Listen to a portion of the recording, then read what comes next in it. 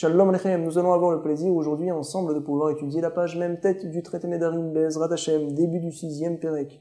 Une personne, anoder mina mevushal, qui s'interdit de profiter de toute nourriture cuite. Alors, en général, quand on cuit, c'est forcément dans une marmite, c'est avec de l'eau.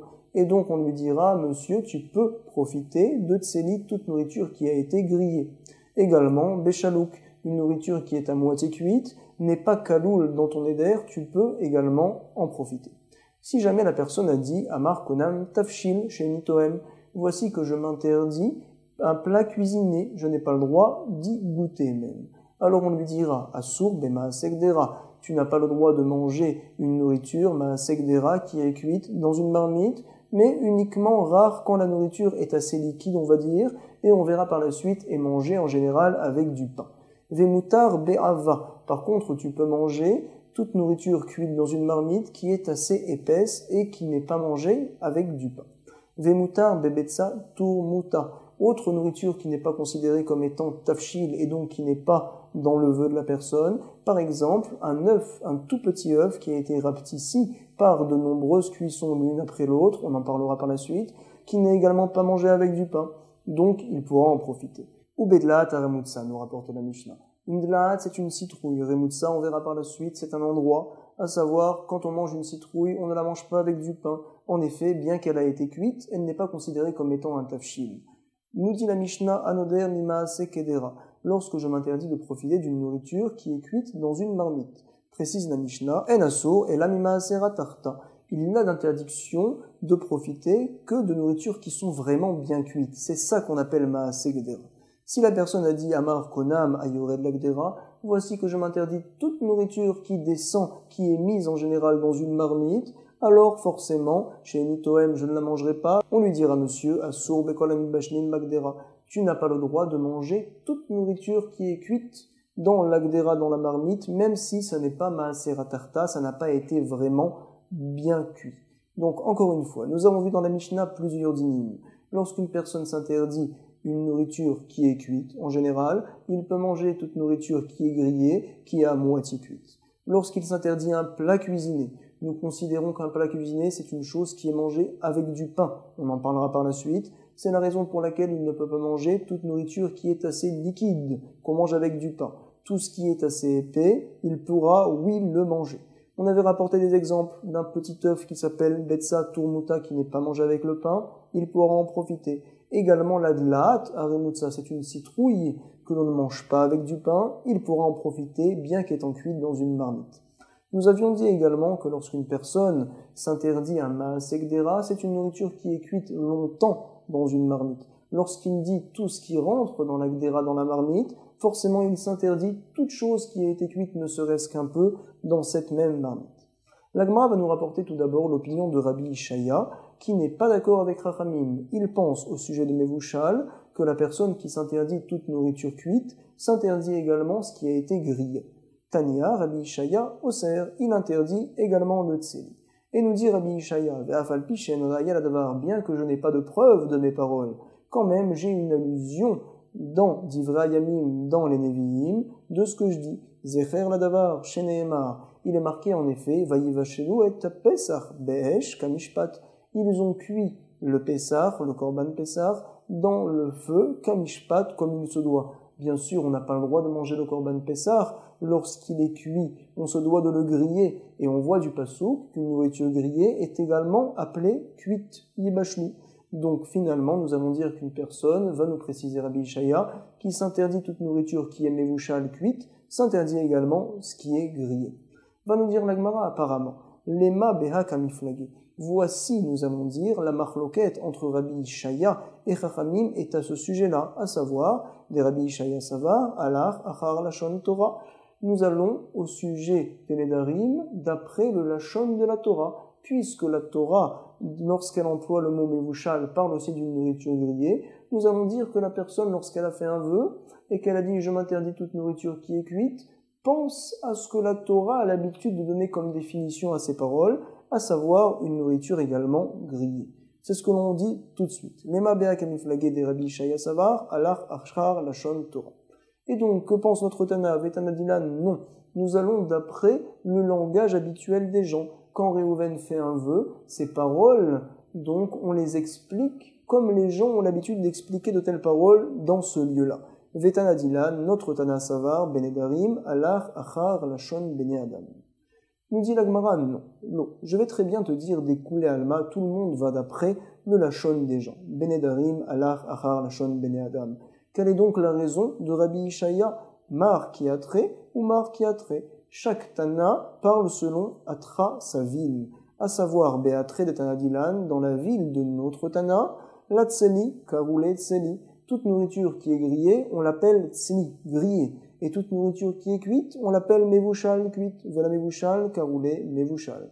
Par contre, dans la ville de Rabbi Ishaya, précise la Gemara, Béatré de Rabbi Ishaya, Afilou Tseli, Karou Mevouchal, à même une nourriture qui a été grillée, elle est appelée comme cuite Mevouchal. C'est la raison pour laquelle Rabbi Ishaya pense qu'il n'aura pas le droit de manger également des nourritures grillées. Ah, mais la Gemara s'étonne, Veha, et pourtant, Kranasiv, là, il nous rapporte un passouk, Rabbi Ishaya, pour venir prouver finalement que lorsque je dis Mevouchal, on parle également d'une nourriture grillée. Nous répond la Gemara, non.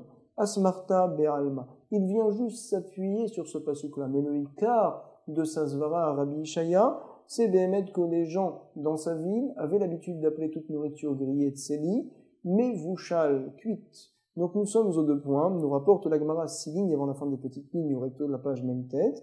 Tout d'abord, on avait dit Konam Tafshin, lorsqu'une personne s'interdit un plat cuisiné, les nourritures qui sont liquides, il ne peut pas les manger, celles qui sont épaisses par contre, il pourra oui en profiter.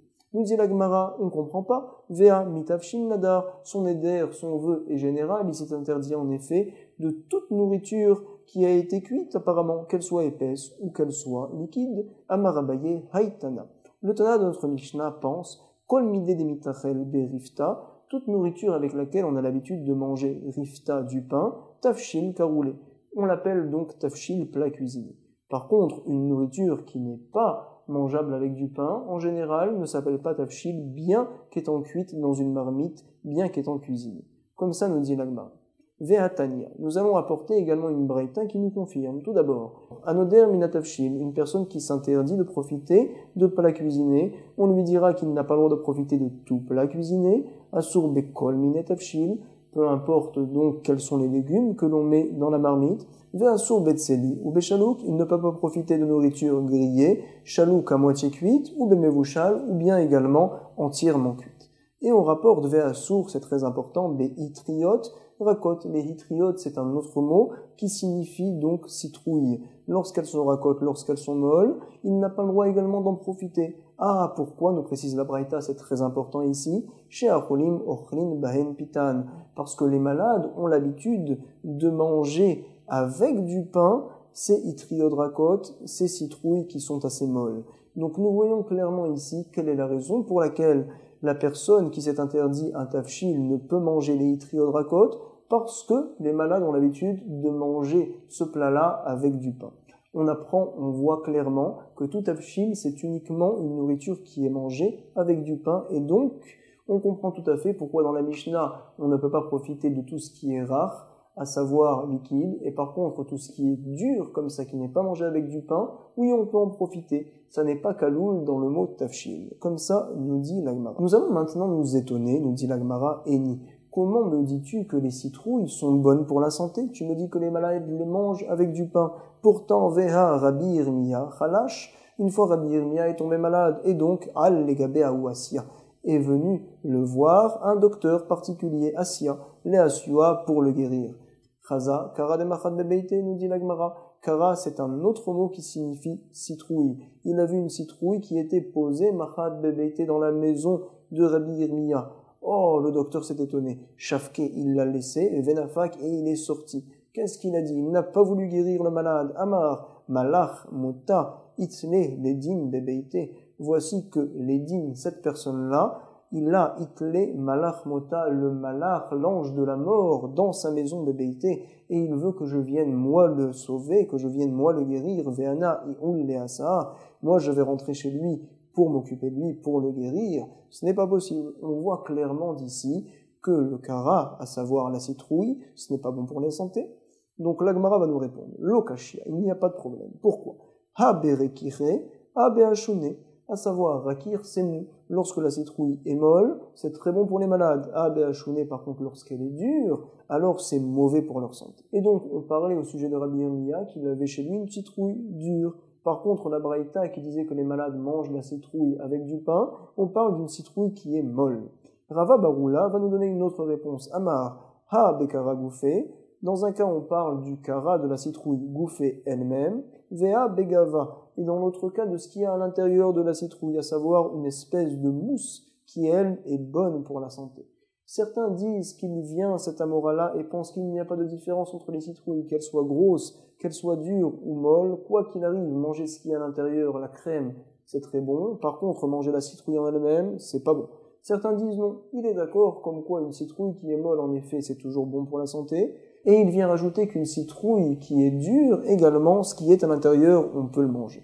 D'Amar Rav Yehuda, nous confirmons l'oliva des kara, ce qui est à l'intérieur, l'oliva du kara de la citrouille. On doit savoir, Bessilka, lorsqu'on le mange avec du selek, de nos jours le selek, c'est ce qu'on appelle la betterave, mais à leur époque le selek c'était les tradines, à savoir les épinards. On voit clairement que ce qui est à l'intérieur de la citrouille, c'est bon pour la santé. Et également l'oliva des kitna, ce qui est à l'intérieur cette fois du pishtan, du lin, bécoutra, c'est bon de le manger avec une sauce que l'on fait avec du lait, du pain et également du sel, comme ça nous rapporte le traité dans Psachim. Vedavarze asur le omro bifne amaretz. Attention, nous précise la Gemara, une telle chose, il ne faut pas le dire devant une personne qui n'étudie pas la Torah, amaretz. Certains nous précisent comme quoi le amaretz, nous dit Tosfot, va rigoler. Oh, mais non, c'est pas vrai une telle chose. D'autres vont dire à l'inverse. Le Hamaharetz va rigoler parce qu'il va se dire, mais attends, tout le monde sait que c'est très bon pour la santé. Pourquoi la Gemara nous précise? Toutes les grand-mères connaissent une telle recette. Donc en tout cas, on a une preuve de ce que nous a dit Rava Baroula, que ce qui est à l'intérieur de la citrouille, c'est bon pour la santé. Rava nous rapporte la Gemara, Amar man cholin rabanan. Je vais te répondre à la question différemment. À savoir, pourquoi dans la Braïta nous avions rapporté que les malades ont l'habitude en effet de manger de la citrouille avec du pain. De quels malades parle-t-on ici? Des talmidei chachamim. Ils sont considérés comme étant malades. C'est un surnom qu'on leur donne. Incroyable. Nous précise la Gemara, Rava l'etahamé. Il va, Rava, selon son tam, selon sa manière de parler en général, à savoir de Amar Rava, Keman matzlinan al-ketzire ve'al miri'e. Selon quelle opinion, nous dit Rava, incroyable, on a l'habitude de prier pendant toute l'année pour les tirer les malades et également pour les gens faibles, les mériés, comme qui? Comme Rabbi Yossi. Keman qui Rabbi Yossi. Incroyable, à savoir. Nous précise le Ran à la première ligne, ou Keman qui Rabbi Yossi, de Amar beperek kama de Rosh Hashanah, Adam nidon bekol yom. Un homme, selon Rabbi Yossi, est jugé tous les jours. À savoir, c'est vrai qu'il y a un jugement essentiel à Rosh Hashanah, mais chaque jour, pense Rabbi Yossi, l'homme est de nouveau rejugé quelque peu. C'est la raison pour laquelle on prie pour les malades chaque jour, tient la Gemara. Parce que selon les autres opinions qui nous disent que l'homme est jugé une fois en tout et pour tout à Rosh Hashanah, quel est l'intérêt que l'on a de prier pour les malades? De toute façon, tout a été fixé, tout a été gozer à Rosh Hashanah. Comme ça tient Rava en tout cas, Keman matzlinan al-ketzire ve'al miri. Et donc, Keman ke Rabbi Yossi. En tout cas, nous voyons d'ici qu'il y a des gens malades et il y a également des gens faibles. De quels gens faibles, comprend la Gemara, parle, fait allusion Rava? Mide Amar ketzire ve'meriye. J'apprends d'ici que les gens faibles, c'est donc les talmidei chachamim. Shma mina ketzire ketzire. J'apprends que les malades, c'est vraiment les malades mamash. Meriye, ceux qui sont faibles, c'est les talmidei chachamim. On a l'habitude de prier pour eux parce que Torah mateshet koro shel adam. La Torah enlève quelque peu la force au talmidei chachamim. C'est vrai que c'est très fatigant d'étudier la Torah. J'espère, Be'ezrat Hashem, que vous avez bien un café pour pouvoir vous renforcer et suivre maintenant le verso de la page même tête. En tout cas, va nous rapporter la Gemara, nous sommes aux 2 points. Vemutar be'ava, nous dit la Mishnah, toute personne qui s'est interdite de manger des tafshil, des plats cuisinés, il aura le droit de pouvoir profiter de tout plat qui est épais. Parce que les plats épais ne sont pas mangés avec du pain. Un plat cuisiné, c'est un plat que l'on mange en général avec du pain. La Gemara va nous dire matniti. Notre Mishnah apparemment ne va pas comme l'habitude de Babylone, des gens de Bavel, des Lok et Bavlae. Pourquoi? D'Amar Rabbi Zera, Bavlae, Tifshae. On sait que Rabbi Zera, au départ, habitait en Babylone. Par la suite, il est monté habiter à Tzipori, dans la ville qui qui est en Eretz Israël, dans les hauteurs. Et donc, il a dit, tu sais, ils sont légers, on va dire, les gens de Bavel, pour ne pas dire bêtes. Pourquoi? Parce que c'est pas bon pour la santé, apparemment. Ils mangent du pain avec du pain. Tout simplement, ils mangeaient de la semoule avec du pain. On voit d'ici qu'en Babylone, même les plats qui sont épais, on a oui l'habitude de les manger avec du pain, contrairement à ce qu'on a compris jusqu'à présent dans la Mishnah. Nouvel enseignement nous rapporte la Gemara, fin de la 5e ligne, verso de la page, Amar Frizda. Des machines Lehon, les Alin Nagdané de Woutsal. J'avais l'habitude de demander aux gens qui étaient Nagdané, qui étaient précis dans leur manière de manger, qui habitaient dans la ville de Woutsal. Hadin Daïsa. La daïsa, la semoule, comment est-ce bon de la manger? Echima ale les mifla. Peut-être donc d'érité, benachma d'érité. La semoule de blé, c'est bon de la manger avec du pain qui est également fait avec du blé. Védécéaré, benachma décéaré. Quand on mange par contre de la semoule d'orge, on se doit de la manger avec du pain qui est fait avec de l'orge. On voit, selon Rafrizda en tout cas, que manger du pain avec de la semoule, c'est oui bon. Odilma, ou bien peut-être non. D'érité, bédécéaré, quand je mange de la semoule de blé, je me dois de la manger avec du pain qui est fait avec de l'orge. Védécéaré, bédérité. Et à l'inverse, quand la semoule est faite avec de l'orge, le pain, ce sera du pain de blé. Rava, achle, bechassissé. La Gemara ne nous rapporte pas ce qu'avaient dit les Anshe Woutsal, les gens de Woutsal qui font attention à ce qu'ils mangent, mais par contre, elle nous dit, tu sais, Rava avait une autre habitude. Rava, achle, bechassissé. Il mangeait en effet son pain avec des chassissés, à savoir des clayotes. C'était donc du blé qui n'était pas arrivé à maturité, qu'on avait mis au four pendant longtemps, qu'on avait fait griller et sécher, et par la suite on avait retiré les écorces. Et donc le pain, il le mangeait avec ça, nous rapporte la Gemara. Nous allons voir maintenant un nouveau cas. Rabba bar Ravuna, Ashkachel et Ravuna. Le fils de Ravuna, qui s'appelle Rabba, a rencontré son père une fois, Dekahil Daïsa. Il mangeait en effet de la semoule avec ses doigts. Be'etzbae, incroyable. Et sur ce, son fils lui a dit à Amarle, pourquoi, Amar, toi, papa, tu manges avec tes mains la semoule? Sur ce, le papa lui a répondu à Marlé, Achi Amara, voici ce qu'a dit notre maître Rav, comme quoi Daïsa, la semoule, Be'etzbae, Basim, ça rajoute du goût si jamais on la mange avec les doigts. Incroyable. Vekol deken betartin. Et à plus forte raison a dit Ravuna, si jamais je le mange avec 2 doigts, Vekol deken betlet. Et à plus forte raison si je le mange avec 3 doigts. C'est la raison pour laquelle il mangeait ça avec tous ses doigts, nous rapporte la Gemara. En tout cas, on se doit de savoir, le Rav Hillel à Jérusalem dans la yeshiva de Havat Shalom précise que toutes les Gemarot, des fois qui sont difficiles à comprendre, ont une explication selon le Pshat, la compréhension très simple, c'est vrai, et également selon la Kabbalah. Donc nous n'allons pas maintenant rentrer dans la Kabbalah, mais on se doit de savoir que la Gemara est béhémet en effet très profonde. Beaucoup de choses sont cachées dans ces mots-là. Amarli Rav les Chia Bere. Un jour, Rav a dit à son fils, Chia, Vechen Amarli Ravuna les Rabba Bere. Ravuna, qu'on a parlé au-dessus, a dit à son fils Rabba également, les Amnin, Mechal et Michal Daïsa. Si jamais on t'invite un jour à manger de la semoule, sache que c'est très bon pour la santé, hâte par ça.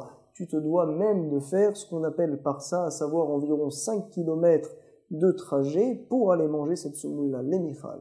Si on t'invite une fois à manger de la viande de bœuf, l'isra des Torah, alors là tu feras même 3 parsaot, environ 12-13 km on va dire, pour manger cette viande-là. Ad tlata parsim. Incroyable. Autre enseignement nous rapporte la Gemara, qu'a dit Rav à son fils Ria, et également qu'a dit Ravuna à son fils Rabba. À savoir, il a bien sûr une interdiction de cracher devant son maître. Même on met une personne en idouille si jamais elle crache devant lui. On la met en quarantaine.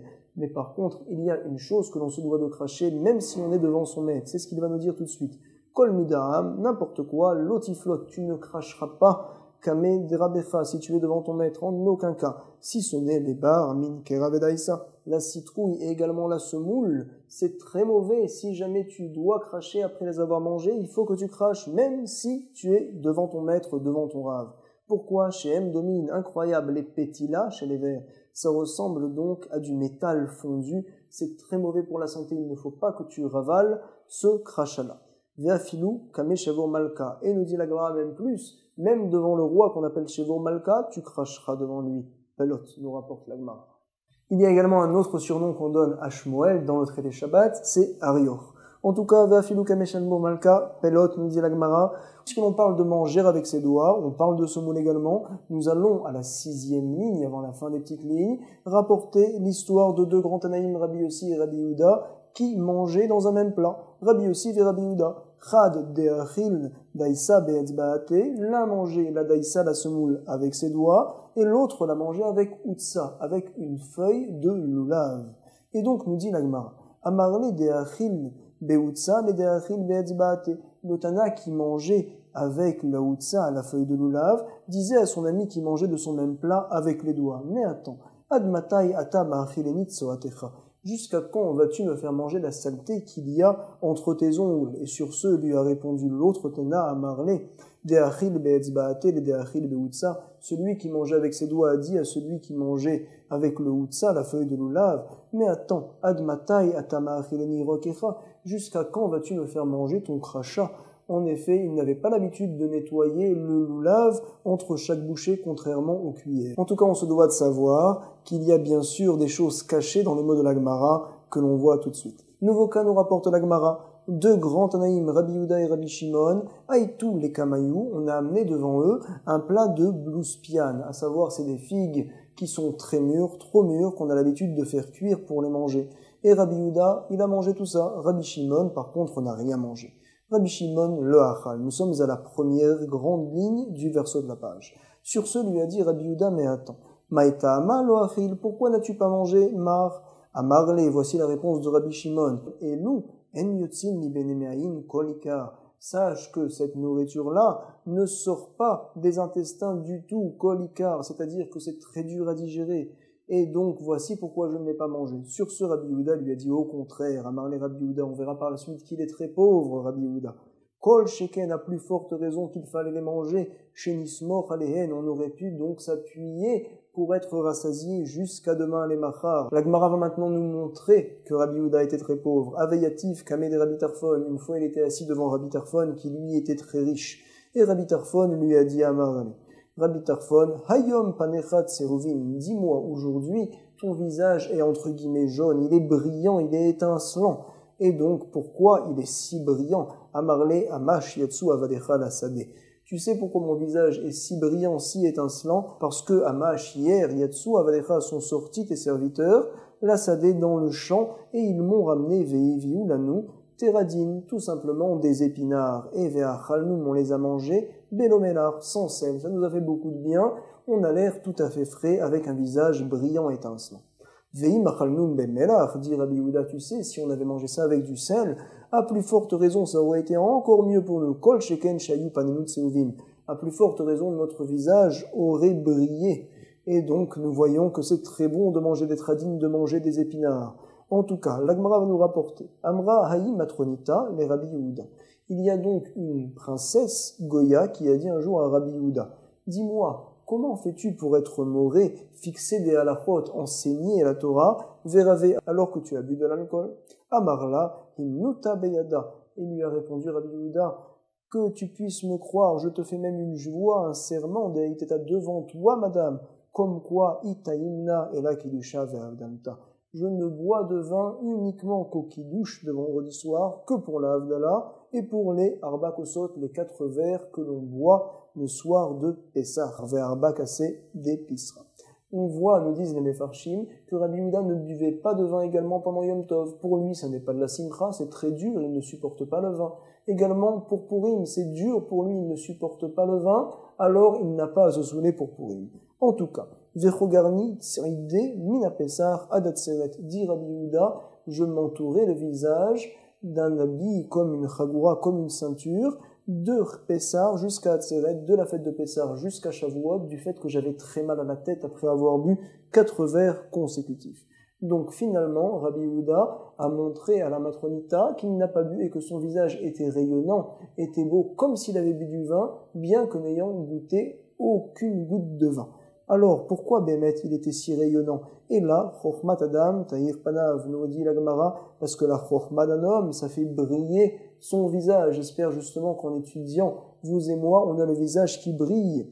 Amar le Haoudzuki, Autre histoire nous rapporte la Gemara d'un Tzduki, une personne qui ne croit qu'en la Torah écrite et pas en la Torah orale. Il a dit, les Rabbi Yehuda, à Rabbi Yehuda, dis-moi, panecha domine, ik malve beribit, o kemegdane chazirin. Ton visage, il est si beau, si brillant, on a l'impression que tu prêtes de l'argent beribit en recevant des intérêts, à savoir que ta vie est facile, que tu prends toujours du plaisir, ou bien que tu fais grandir des chazirim, des cochons. Et on sait que c'est un travail assez facile, pas fatigant, qui rapporte beaucoup. Et sur ce, lui a dit Rabbi Yehuda, non, Amarle, Beyehudae, chez les Juifs, les deux choses, Tarbayu Asiran, ces deux choses-là sont en effet interdites. Bien sûr, Minatora, on ne peut prêter du ribit avec intérêt, et également les Chachamim ont interdit d'élever des cochons. Ah, pourquoi donc j'ai le visage si brillant? Autre raison. Et là, Esrin Verba, Beit Kissé. J'ai 24 toilettes qui séparent donc mon Beit Knesset de ma maison. Itli min beita ad bemidrasha. Et donc, vekol shah veshaha, chaque instant, ani nichnas, lekol echad veechad, je rentre sur le chemin dans chacun de ces toilettes-là pour vérifier si jamais j'ai besoin d'aller aux toilettes. C'est-à-dire, on apprend d'ici que pour la santé, c'est très bon de ne pas se retenir. Rabbi Yehuda Kadazil, le Midrasha, lorsqu'il allait Rabbi Yehuda au Beth Midrash, il prenait avec lui un petit tonneau, une petite cruche, Shakil Gulfa al-Ketefe, il la mettait sur ses épaules pour aller au Beth Midrash. Amar, qu'est-ce qu'il disait? Gedola melacha shem chavedet ba'alea. Elle est bien la melacha qui donne du kavod à ceux qui la font. À savoir, maintenant, je me fatigue, c'est vrai, pour porter la cruche, mais par la suite, j'aurai plus de kavod parce que je ne serai pas obligé au Beth Midrash de m'asseoir par terre. En effet, à l'époque, il n'avait pas de siège, c'était vraiment un luxe. En tout cas, nous dit la Gemara, de Beitehu, de Rabbi Yehuda, la femme de Rabbi Yehuda, Beit, c'est la maison. On sait, la Gemara nous rapporte, Rabbi aussi nous dit, Miyama et toute ma vie, Lokarati Ishti et la Beti. Ma femme, je l'ai appelée maison. Parce que la femme, c'est l'essentiel de la maison. Même si les femmes de nos jours sortent beaucoup, mais leur travail essentiel, c'est dans la maison. En tout cas, de Beitehu, la femme de Rabbi Yehuda, Nafkat, Naktat, Amra. Une fois, elle est sortie et elle a acheté ce qu'on appelle du Amra, à savoir donc de la laine, et elle a fait un bel habit, Avda Glima. On va dire c'est comme une grande djellaba, un habit qui peut être porté par les hommes et également par les femmes. Des houdvé. Et donc, Kadnafkat les Shuka, lorsqu'elle sortait pour faire les courses, au chouk au marché, Mirsebe, elle se recouvrait le corps de cet habit-là. Vekad Nafik Rabbi Yehuda, lorsque c'était le tour de Rabbi Yehuda, cette fois de sortir pour aller prier les tsalouye, Have Mirse ou Matzle. Ils se couvraient de cet habit-là pour partir prier. C'est-à-dire qu'ils étaient très très pauvres et qu'ils n'avaient qu'un habit pour deux. Une fois c'était l'un, une fois c'était l'autre. Comme ça nous dit l'Agma. Vekad Mirsebe, Have Mevarer, lorsqu'il mettait cet habit-là, il avait une si grande simcha Rabbi Yehuda, lui en tant que Tana, pouvait se permettre de faire une bracha particulière en disant Baruch, loué sois-tu Hachem, She'atani Me'il, qui m'entoure, qui m'enveloppe d'un Me'il, d'un manteau. Nouvelle histoire au sujet de Rabbi Yehuda, Zimna Chada, Gaza, Rabban Shimon ben Gamliel Ta'anita. Une fois, le prince, Rabban Shimon ben Gamliel, a fixé un jeûne pour les gens de la ville. Rabbi Yehuda Loata, il n'est pas venu, les Bétanita, à l'endroit où tout le monde se regroupait pour aller prier Rabbi Yehuda. Incroyable. Les gens ont dit à Rabban Shimon ben Gamliel, tu sais, Amrinine, lo itle kisouye, il n'a pas de quoi se couvrir le corps pour pouvoir venir. Qu'a fait Rabban Shimon ben Gamliel, le prince, Shadar Leglima, il lui a envoyé un habit, Velo Kabil, et Rabbi Yehuda n'a pas voulu recevoir cet habit-là, il n'a pas accepté. Tzaldali Tzifta, incroyable, il savait qu'Hachem allait lui faire un miracle, il a relevé Tzifta, le siège sur lequel il était assis, il sentait qu'il commençait à gonfler, ce siège-là, Ve'amar Leshlucha, et il a dit aux envoyés du prince, regardez, Chazei Maïka, ce qu'il y a à l'intérieur de ce siège-là, il y avait des lingots d'or, tout simplement.